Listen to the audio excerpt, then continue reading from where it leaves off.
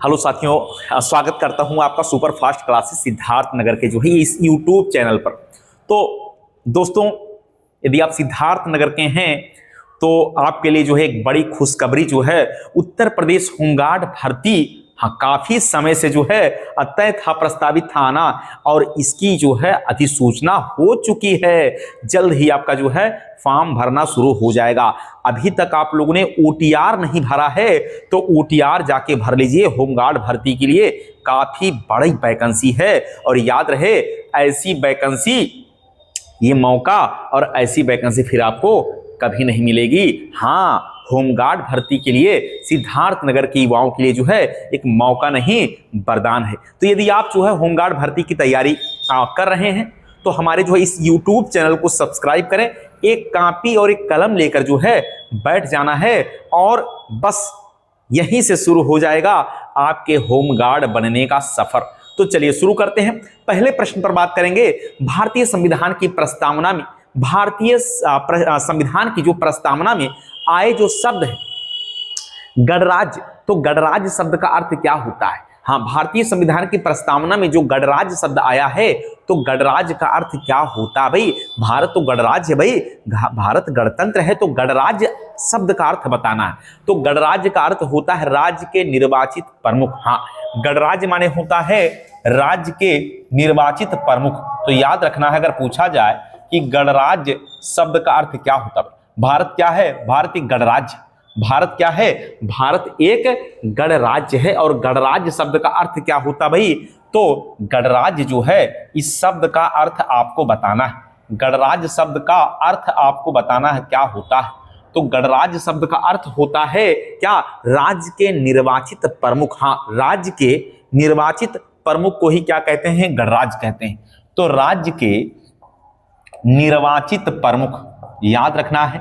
हाँ, राज्य के निर्वाचित प्रमुख को ही कहते हैं क्या? गणराज्य कहते हैं। वैसे गणतंत्र का अर्थ होता है कि जहां वंशानुगत शासन ना हो। हाँ, जहां पर वंशानुगत शासन ना हो उसको क्या कहते हैं? गणतंत्र कहते हैं।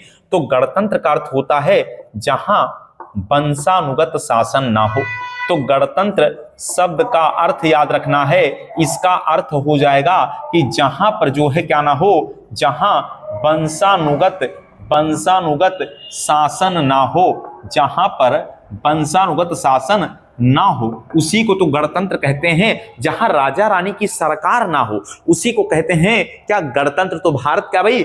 गणतंत्र है। यहां राजा रानी की कहां सरकार भी? तो जहां पर जो है चुनाव हो, एक निश्चित कार्यकाल। हाँ, हमारे यहाँ जो है भारत के जो प्रमुख है, जो राष्ट्रपति का पद है, उसके लिए भी क्या निर्वाचन जैसी पद्धति है ना भाई? हाँ, जनता नहीं लेकिन जनता के द्वारा चुने गए प्रतिनिधियों के माध्यम से ही तो राष्ट्रपति का चुनाव होता है। तो याद रखना है, आपसे सवाल पूछा जाएगा कि भारतीय संविधान की प्रस्तावना में आए जो शब्द हैं, शब्द जो आया गणराज्य है, ये गणराज्य का अर्थ क्या होता है? तो राज्य के निर्वाचित प्रमुख, इसका अर्थ हो जाएगा राज्य के निर्वाचित प्रमुख। और गणतंत्र शब्द का अर्थ हो जाएगा जहां वंशानुगत शासन ना हो।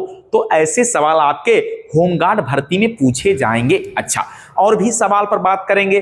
तो अगला प्रश्न आपको याद रखना है कि भारतीय संविधान की कौन सी विशेषता राज्य स्तर पर और केंद्र में सरकार के अस्तित्व को संदर्भित करती है? क्या सवाल आ गया भाई? समझ में नहीं आया? तो भारतीय संविधान की कौन सी विशेषता, हाँ, भारतीय संविधान की कौन सी विशेषता राज्य स्तर पर केंद्र में सरकारों के अस्तित्व को संदर्भित करती है?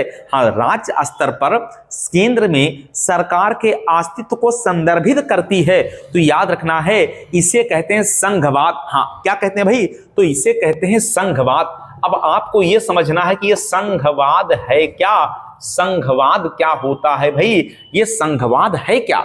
तो भारतीय संविधान में जो ये संघवाद जो है, संघवाद एक ऐसी विशेषता है जो राज्य स्तर पर और केंद्र में सरकार के अस्तित्व को संदर्भित करती है। हाँ, राज्य स्तर पर और केंद्र में, हाँ, राज्य स्तर पर और केंद्र में, हाँ, और प्लस यहां लिख देते हैं, केंद्र में सरकार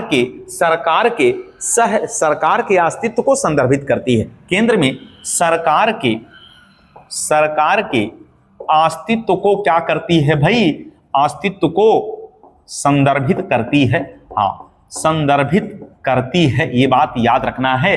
तो राज्य स्तर पर एवं केंद्र में जो है, हाँ, केंद्र में सरकार के अस्तित्व को संदर्भित करती है। इसी को तो संघवाद कहते हैं। इसी को क्या कहते हैं? संघवाद कहते हैं। क्या ऐसे सवाल पेपर में आने वाले हैं? हाँ, ऐसे ही सवाल आने वाले हैं।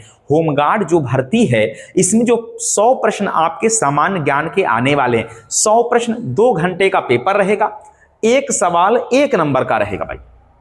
और जिले स्तर पर मेरिट बनाई जाएगी। हाँ, जिले स्तर पर मेरिट बनाई जाएगी। क्या सिद्धार्थ नगर का अलग से मेरिट बनेगा? क्या सिद्धार्थ नगर का जो है जिले स्तर पर मेरिट बनेगा? हाँ, सिद्धार्थ नगर का अलग मेरिट बनेगा।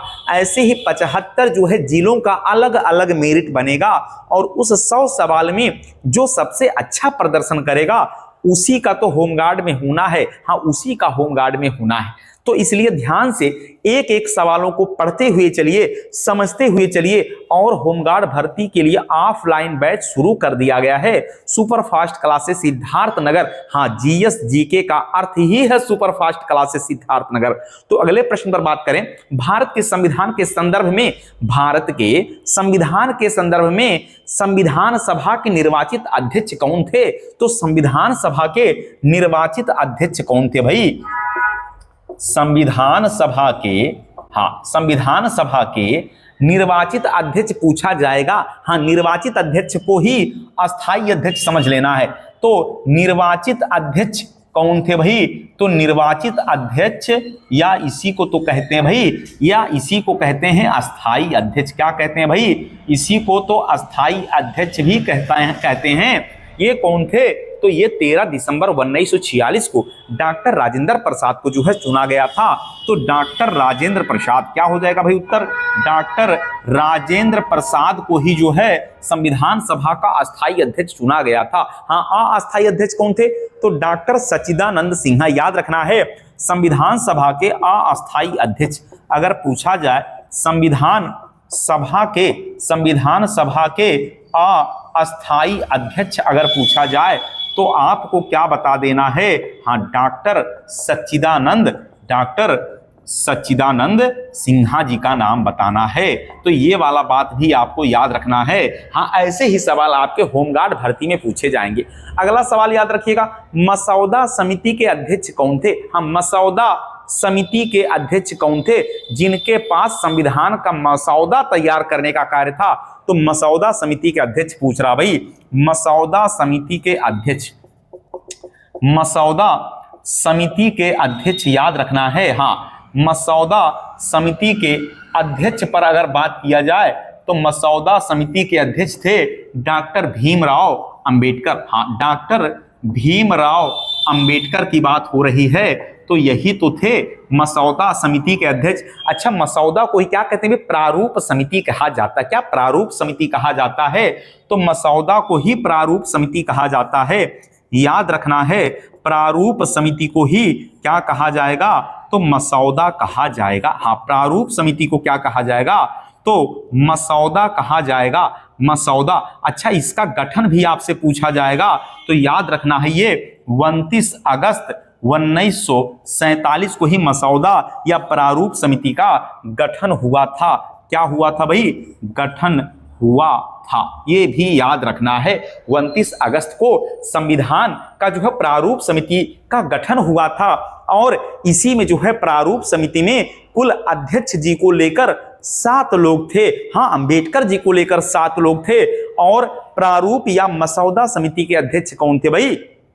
डॉक्टर भीमराव अंबेडकर। हाँ, संविधान निर्माता डॉक्टर भीमराव अंबेडकर साहब थे। तो ये वाला बात भी आपको याद रखना है, ये वाला बात याद रखना है। तो भारत में जो है संघीय स्वरूप का अगर हम अर्थ कहें तो संघीय स्वरूप का अर्थ होता बहुस्तरीय सरकार। हाँ, संघ, राज्य और स्थानीय। तो याद रखना, संघीय स्वरूप का माने क्या होता है? संघीय स्वरूप का अर्थ क्या होता है? बहुस्तरीय सरकार, संघ, राज्य और स्थानीय। बहुस्तरीय सरकार, संघ, राज्य और स्थानीय। तो संघीय स्वरूप का अर्थ क्या होता है? याद रखना है, संघीय स्वरूप का अर्थ, संघीय स्वरूप का अगर आपसे अर्थ पूछा जाए तो इसमें बहुस्तरीय सरकार, संघ, राज्य और स्थानीय। बहुस्तरीय सरकार, संघ, राज्य और स्थानीय। हाँ, स्तरीय सरकार, बहुस्तरीय सरकार याद रखना है।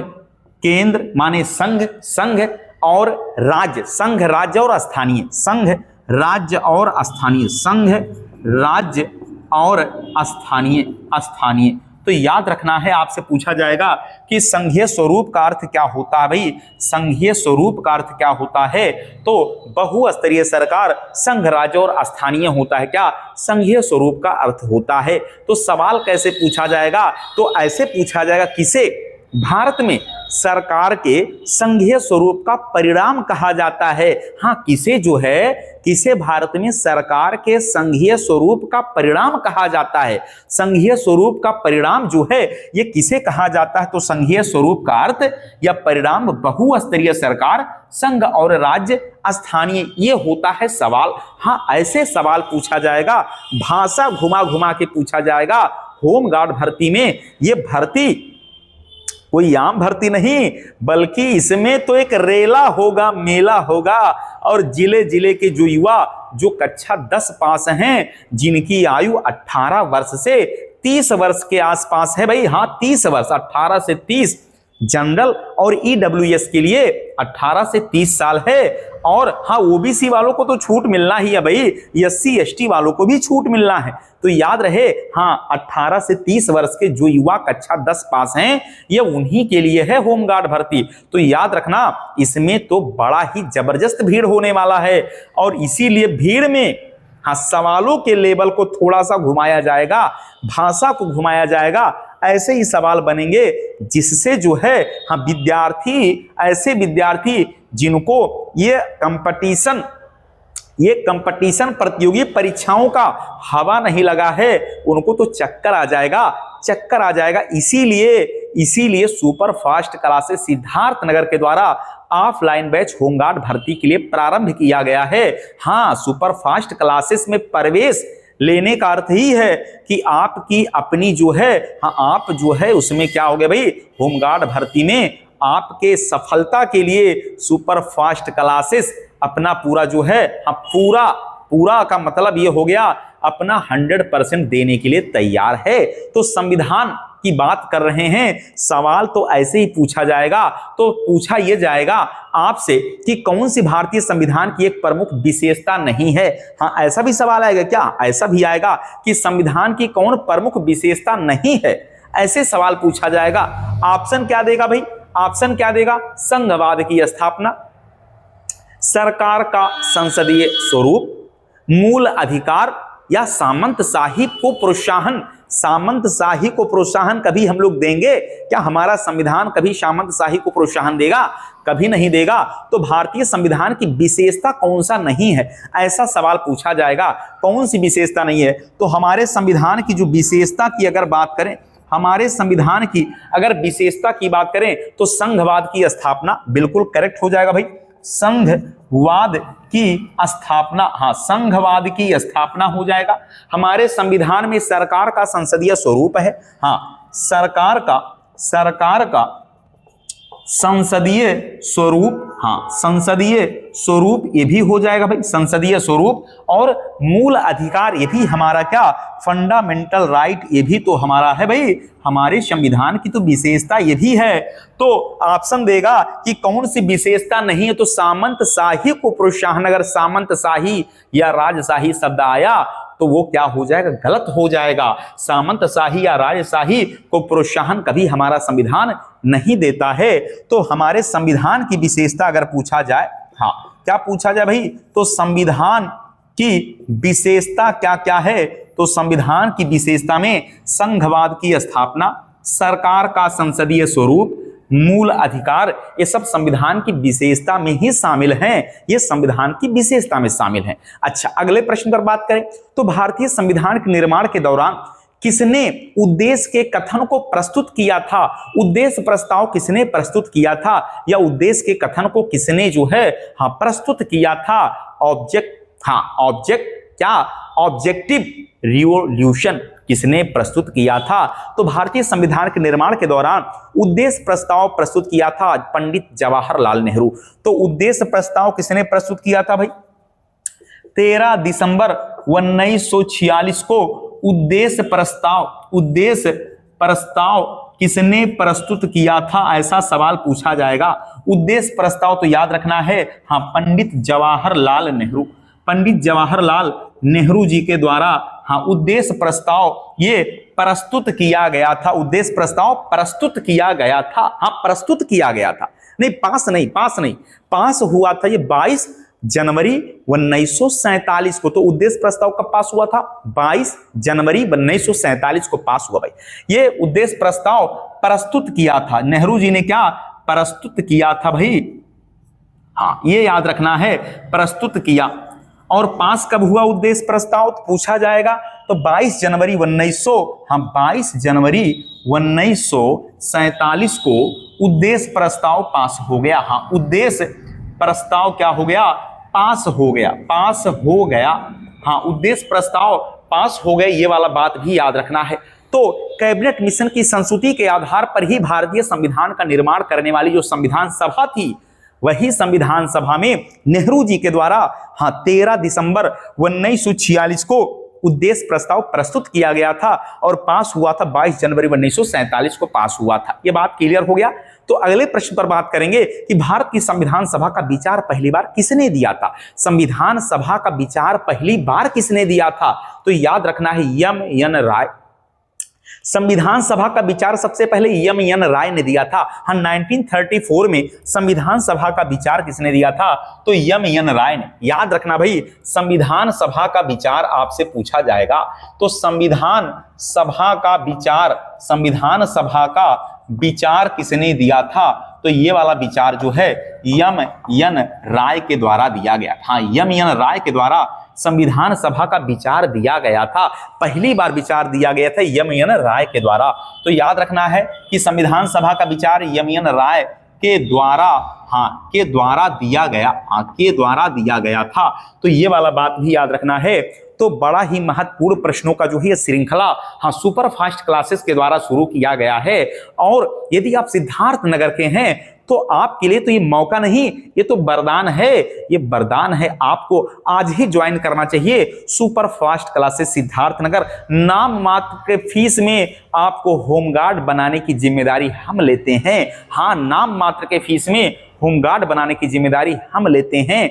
बस आपको सुपर फास्ट क्लासेस ही ज्वाइन करना चाहिए। इसके लिए आपको तो समझ में ही आ गया होगा, ये कंटेंट देखकर, ये मेहनत देखकर आपको समझ में आ जाना चाहिए। तो भारत में कौन सा दिन संविधान दिवस के रूप में मनाया जाता है? हाँ, संविधान दिवस के रूप में कब मनाया जाता है? याद रखना, 26 नवंबर को संविधान दिवस के रूप में मनाया जाता है। 26 नवंबर को संविधान दिवस के रूप में मनाया जाता है। तो इसकी शुरुआत कब से हुई? 2015 में। याद रखना है, 2015 में ही इसकी शुरुआत हुई। तो भारत में संविधान दिवस मनाया जा रहा है और इसकी शुरुआत 2015 में डॉक्टर भीमराव अंबेडकर की 125वीं जयंती के अवसर पर संविधान दिवस मनाए जाने का निर्णय लिया गया। तो 26 नवंबर को संविधान दिवस मनाया जाता है और इसकी शुरुआत 2015 से, हाँ, 2015 से यह संविधान दिवस जो है इसकी शुरुआत माना जाता है। संविधान दिवस की शुरुआत जो है, संविधान दिवस मनाए जाने की शुरुआत 2015, हाँ, 2015 और डॉक्टर भीमराव अंबेडकर की 125वीं जयंती के अवसर पर शुरू किया गया। हाँ भाई, ये वाला सवाल भी याद रखना है। अगले प्रश्न पर बात करें तो संविधान सभा किसके अंतर्गत जो है इसका निर्माण किया गया था? तो संविधान सभा का निर्माण कैबिनेट मिशन प्लान 1946, हाँ, कैबिनेट मिशन प्लान 1946 के अंतर्गत ही भारतीय संविधान का निर्माण किया गया था। भारतीय संविधान के कैबिनेट मिशन प्लान 1946 के अंतर्गत ही भारतीय संविधान का निर्माण किया गया था। तो कैबिनेट मिशन कब आया? आपसे सवाल पूछा जाएगा भाई, कैबिनेट मिशन कब आया? तो बताना है आपको 1946 बता देना भाई, 1946 बता देना है।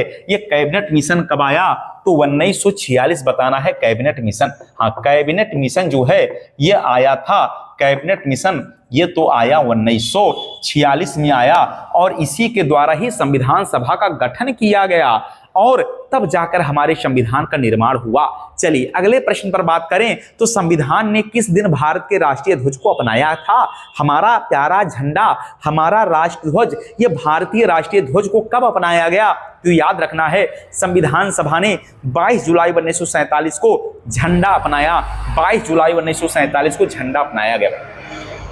तो 22 जुलाई 1947 याद रखना है। हाँ, 22 जुलाई 1947 को क्या राष्ट्र ध्वज अपनाया गया। हाँ, राष्ट्र ध्वज अपनाया गया, ये भी याद रखना है। हाँ, अपनाया गया, अपनाया गया, ये भी याद रखना है भाई। और झंडे की लंबाई चौड़ाई का अनुपात अगर पूछा जाए 3:2। हाँ, झंडे की जो है लंबाई और चौड़ाई का अनुपात क्या भाई? तो 3:2 जो है ये लंबाई और चौड़ाई का अनुपात है। ये लंबाई और चौड़ाई का क्या भाई? चौड़ाई का अनुपात है झंडे का। ये वाला बात भी याद रखना है। झंडे में कुल 4 रंग हैं। क्या 4 रंग हैं? ऊपर तो केसरिया है, बीच में सफेद है, नीचे हरा है, वो जो गोल चक्कर दिख रहा है जिसमें 24 तीलियां हैं वो क्या भाई? वो तो ब्लू है, वो तो नेवी ब्लू है। वो कैसा है? गहरा नीला है। तो कुल 4 रंग हैं। हाँ, 4 रंग। समझ में आ गया? समझ में आ गया आपको? तो अगले प्रश्न पर बात करिए कि हाँ, नागरिकता कहां से लिया गया? भारत के संविधान में नागरिकता कहां से लिया गया? तो नागरिकता जो है ब्रिटेन के संविधान से लिया गया भाई। हाँ, नागरिकता कहां से लिया गया भाई? तो नागरिकता ये कहां से लिया गया है? भारत में तो एकल नागरिकता है। ये नागरिकता जो है लिया गया है ब्रिटेन के संविधान से लिया गया। ब्रिटेन के संविधान से लिया गया। कैसा नागरिकता? एकल नागरिकता। कैसा? एकल नागरिकता जो है ब्रिटेन के संविधान से लिया गया है। तो भारत में एकल नागरिकता, ये वाला बात याद रखना है। अच्छा, और भी महत्वपूर्ण प्रश्नों पर बात करें तो गणतंत्र शब्द फ्रांस से लिया गया। हाँ, गणतंत्र शब्द कहां से लिया गया भाई? तो गणतंत्र शब्द जो है भारत गणतंत्रात्मक जो है व्यवस्था भारत में है।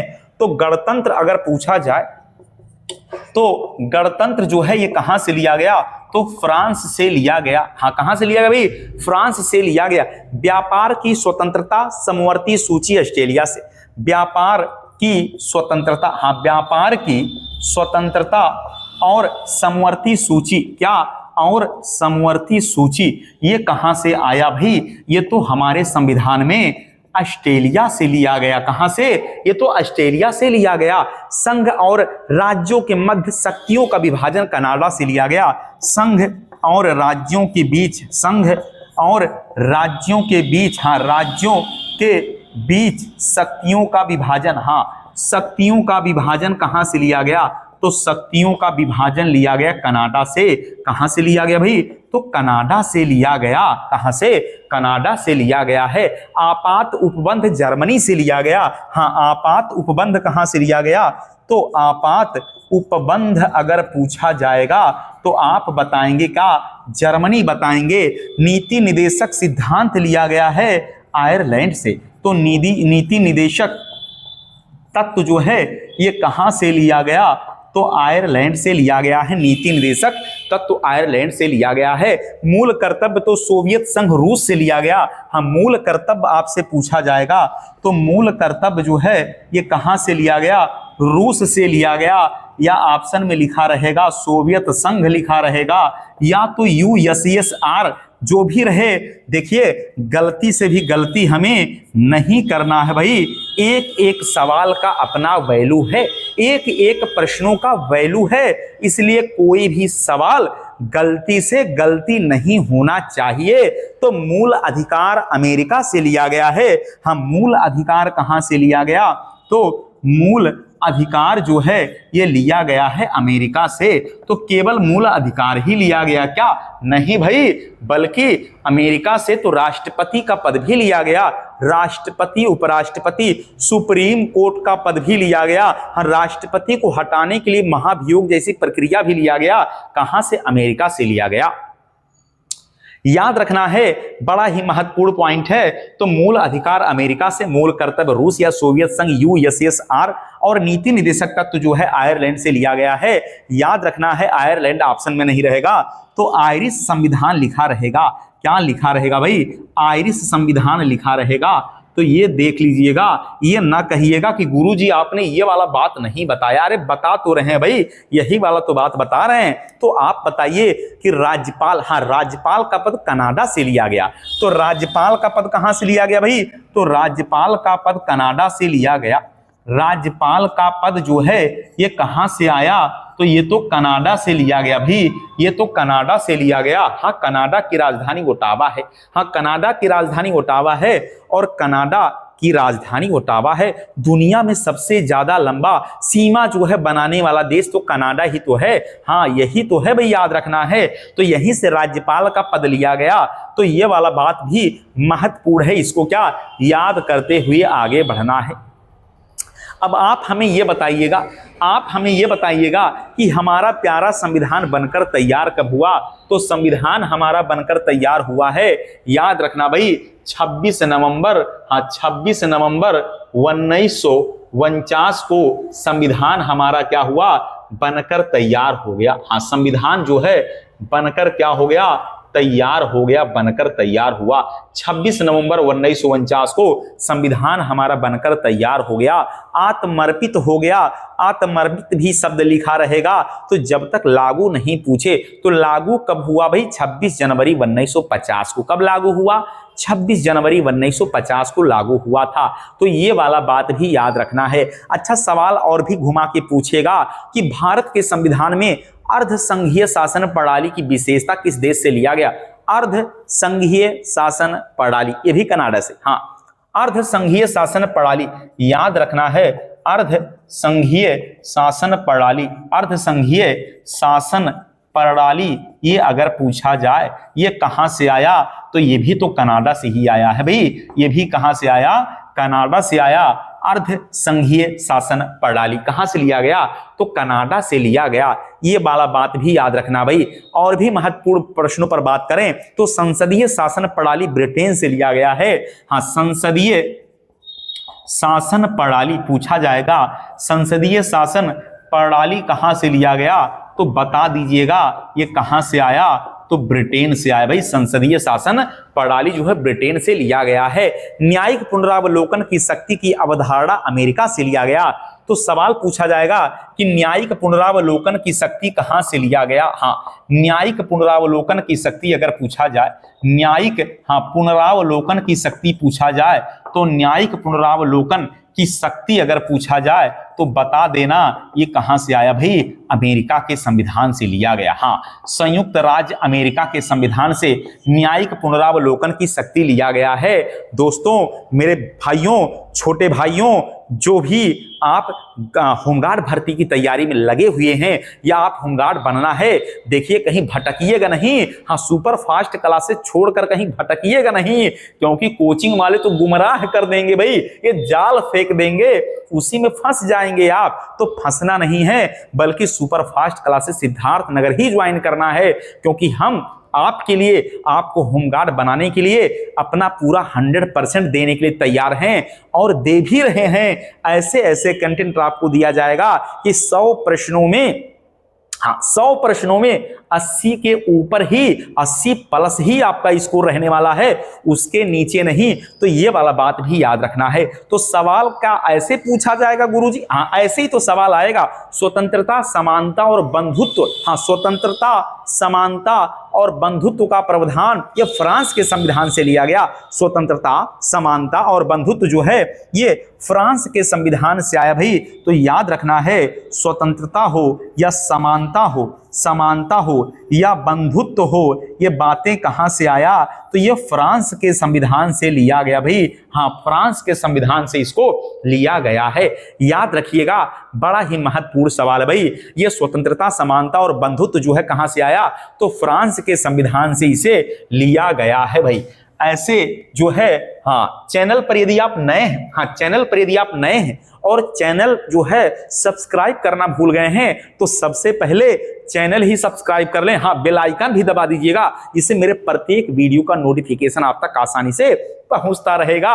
हम मनोबल भी बढ़ता रहेगा। मेहनत तो चल रहा है और भी अभी तो होमगार्ड भर्ती का जंग बाकी है, तो जंग की आगाज शुरू हो गया और हम सभी लोग होमगार्ड भर्ती के इस जंग में कूद चुके हैं, बस कॉपी आपका और कलम और होमगार्ड बनने की जो तैयारी है वो शुरू हो गया भाई, शुरू हो गया। और भी सवालों पर चर्चा करने वाले हैं भाई, और भी प्रश्नों पर चर्चा करेंगे और वही सवाल आपको बताएंगे जो आपके पेपर में जो है बिल्कुल छपने वाला सवाल है। हाँ, ऐसे ही सवाल आपके पेपर में आएंगे, देख लीजिएगा। तो सवाल और क्या पूछेगा कि भारत के संविधान की संसदीय सरकार की अवधारणा, हाँ, संसदीय सरकार की अवधारणा कहां से आया भाई? तो इंग्लैंड, वही तो ब्रिटेन है भाई। संसदीय सरकार की अवधारणा इंग्लैंड से तो आया भाई, संसदीय सरकार की अवधारणा। तो याद रखना भाई, संसदीय सरकार की अवधारणा, हाँ, संसदीय सरकार की जो है अवधारणा अगर पूछा जाए तो ये तो भाई वही तो है, ये इंग्लैंड ही तो है भाई। यहीं से संसदीय शासन प्रणाली तो लिया गया, इंग्लैंड से ही तो लिया गया भाई। तो भारत का जो है भारत का संविधान विश्व का सबसे बड़ा क्या है भाई? विश्व का सबसे बड़ा ये संविधान हमारा लिखित रूप से है। हाँ, विश्व का सबसे बड़ा लिखित और विस्तृत संविधान ही तो हमारा है, ये वाला बात भी याद रखना है।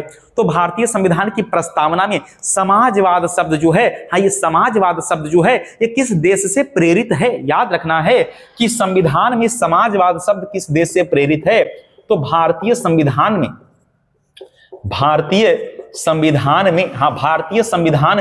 समाजवाद शब्द, हाँ, समाजवाद जो शब्द है ये किस देश से प्रेरित है? तो ये समाजवाद शब्द जो रशियन की क्रांति से, हाँ, रशियन की क्रांति से प्रेरित है भाई। ये जो है याद रखना है, रशियन, हाँ, रशियन जो है ये क्रांति से प्रेरित है। रशियन क्रांति से क्या है? रशियन क्रांति से ये प्रेरित है। हाँ, रशियन क्रांति से क्या है भाई? प्रेरित है। तो याद रखना है भारतीय संविधान में समाजवाद जो शब्द है ये रशियन क्रांति से प्रेरित है, ये वाला बात भी याद रखना है।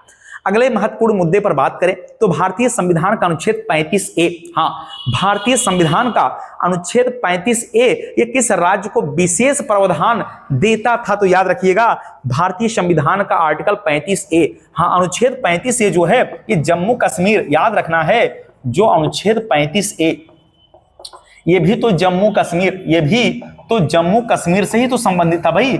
35A भी क्या जम्मू कश्मीर से संबंधित था? हाँ, ये भी जम्मू कश्मीर के विशेष प्रावधान का उल्लेख करता था। जम्मू कश्मीर के विशेष प्रावधान का उल्लेख, हाँ, विशेष प्रावधान का उल्लेख करता था।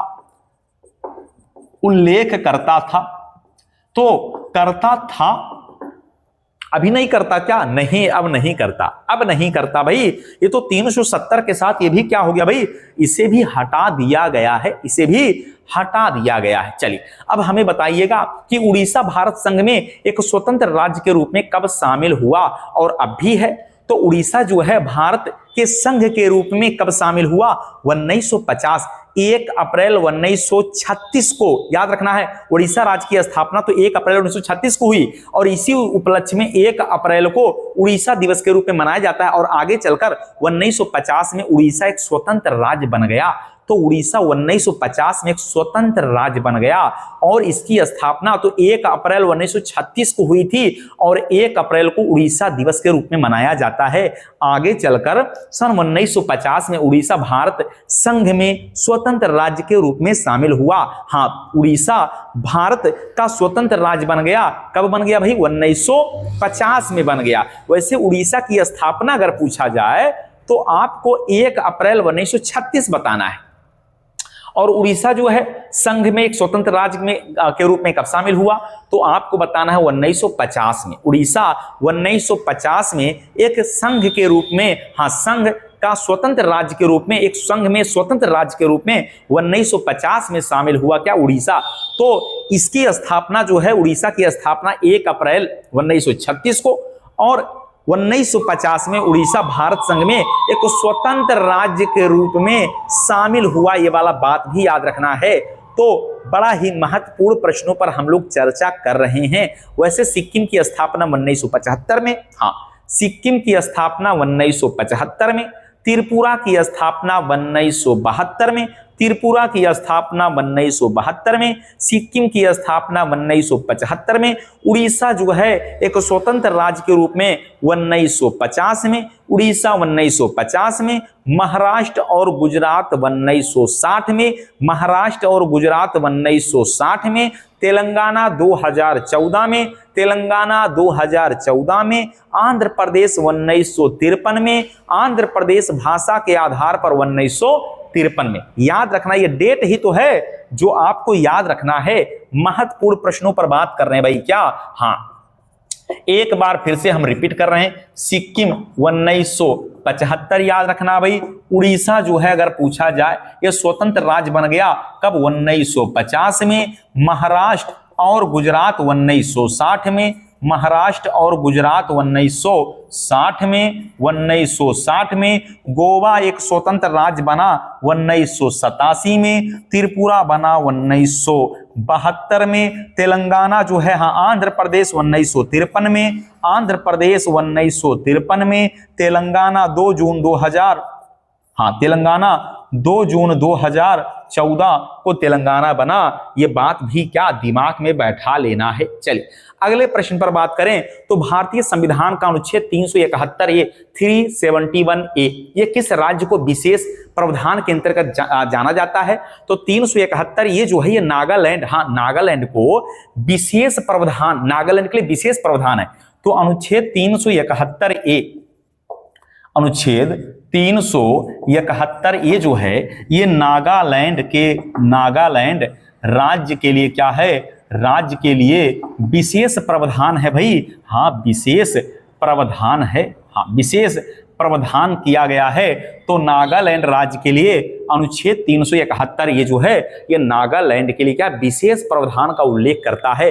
हाँ विशेष प्रावधान का क्या उल्लेख करता है, विशेष प्रावधान का क्या करता है तो उल्लेख करता है। याद रखना है अनुच्छेद 371 ये नागालैंड को विशेष जो है राज्य के प्रावधान के रूप में ये उल्लेख करता है। कौन सा आर्टिकल है, हाँ 371 ये है, 371 ये है। बात समझ में आ रहा है भाई। हाँ 370 तो जम्मू कश्मीर को विशेष राज्य का दर्जा देता था, वो तो क्या हो गया भाई, वो तो खत्म हो गया ना, वो तो क्या हो गया, खत्म हो गया।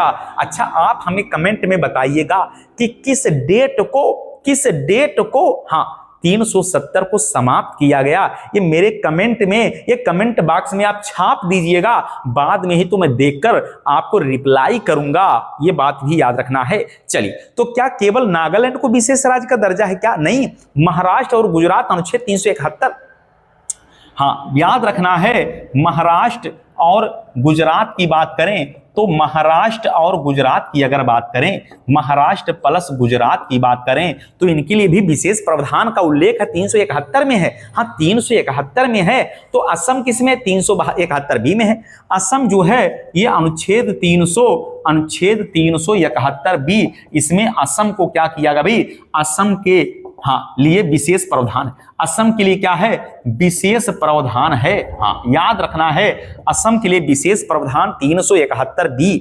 371B जो आर्टिकल है ये असम के लिए विशेष प्रावधान का उल्लेख करता है।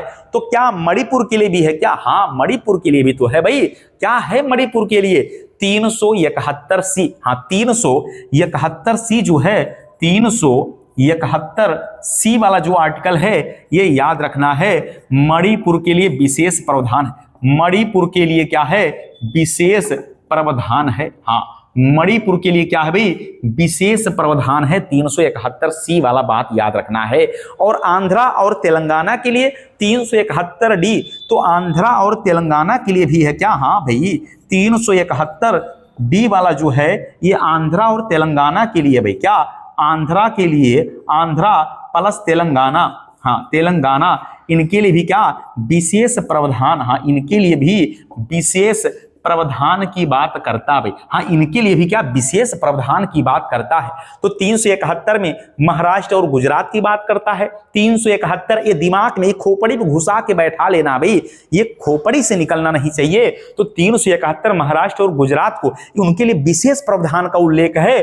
371 ये नागालैंड राज्य के लिए विशेष प्रावधान का उल्लेख है, तो 371 बी ये असम के लिए भी विशेष प्रावधान का उल्लेख है, तो 371 सी मणिपुर, हाँ याद रखना है। हाँ भाई, मणिपुर में तो चल रहा क्या, राष्ट्रपति शासन चल रहा है, कोई बात नहीं है। ये वाला सवाल याद रखना है कि 371 में मणिपुर के लिए विशेष प्रावधान का उल्लेख है। और आंध्र प्रदेश और तेलंगाना की बात कर रहे हैं भाई, आंध्र प्रदेश और तेलंगाना की बात कर रहे हैं, इनके लिए तो 371 डी है, संविधान का जो अनुच्छेद 371 डी है ये आंध्र और तेलंगाना की विशेष प्रावधान का उल्लेख करता है। हाँ, विशेष जो है, इनको विशेष राज्यों के इनका बजट भी अलग होता है भाई, इनका बजट भी अलग ही बनाया जाता है।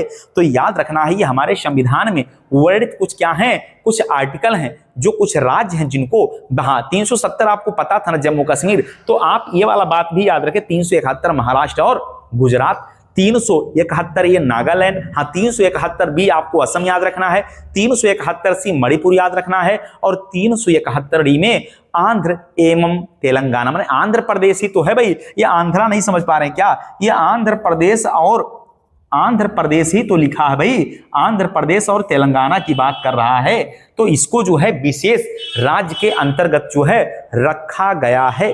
बात क्लियर हो गया, इतनी बातें समझ पा रहे हैं भाई। हाँ, फिर से एक बार याद रहे, चैनल पर यदि आप नए हैं और चैनल सब्सक्राइब करना भूल गए हैं तो एक बार आप चैनल सब्सक्राइब कर लें, और इस वीडियो को यदि गार्जियन देख रहे हैं तो याद रहे अपने बच्चों को बताएं कि जो हाई स्कूल पास आपका बच्चा है और जिसकी आयु 18 वर्ष के ऊपर है, उसे भी होमगार्ड भर्ती के लिए, क्या होमगार्ड भर्ती ये कोई छोटी भर्ती नहीं है भाई, ये उत्तर प्रदेश पुलिस से तो बेहतर भर्ती मानी जाएगी। क्यों ऐसा हम कह रहे हैं, क्योंकि अरे दिन में ड्यूटी, रात में तो घर पे रहना है, अरे दिन में ड्यूटी करके रात में तो घर पे रहना है, और वेतन तो उत्तर प्रदेश पुलिस के बराबर हो गया भाई। हाँ, उत्तर प्रदेश पुलिस और होमगार्ड दोनों का वेतन क्या समान कर दिया गया है, वेतन बराबर हो गया है। तो इसलिए होमगार्ड भर्ती जो है ये वाला क्या भाई, दिन में ड्यूटी और शाम को घर पे अपने जिले में ही तो ड्यूटी करना है भाई,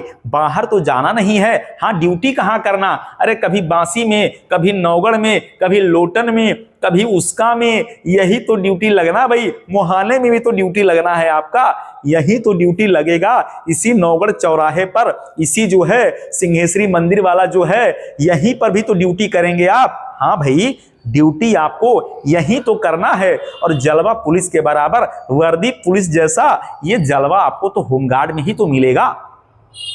तो सिद्धार्थनगर के साथियों, ज्यादा से ज्यादा इस बार आपको ज्यादा से ज्यादा युवा जो हाँ होमगार्ड भर्ती में लगे हुए हैं, उन सभी जो है युवाओं को हम कह रहे हैं भाई, आप ज्यादा से ज्यादा संख्या में सुपर फास्ट क्लासेस ज्वाइन करें, और सिद्धार्थनगर का एकमात्र कोचिंग जो आपके लिए समर्पित है, सुपर फास्ट क्लासेस सिद्धार्थनगर, और जीएस जीके पामर भी आपको पता ही है ना भाई, पता ही होगा। तो चलिए फिर अगले एपिसोड में मैं उपस्थित रहूंगा, तब तक के लिए धन्यवाद।